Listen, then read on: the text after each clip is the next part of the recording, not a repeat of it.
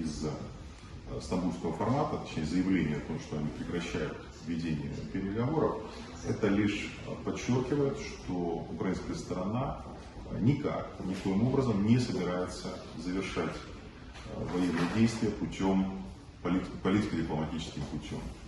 То есть за последнее время мы наблюдали много, знаете, таких словесных кульбитов, когда Зеленский или его окружение, Министерство иностранных дел пытается обвинять Россию в отсутствии желания завершить конфликт политико-дипломатическим путем, то есть поиском мирной договоренности, и при этом украинская сторона кардинально не выполняет какие-либо договоренности о достижении мира.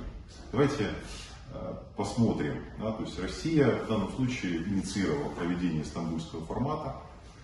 По инициативе российского президента он был продолжен и достигнута договоренность с президентом Турции об организации этого процесса.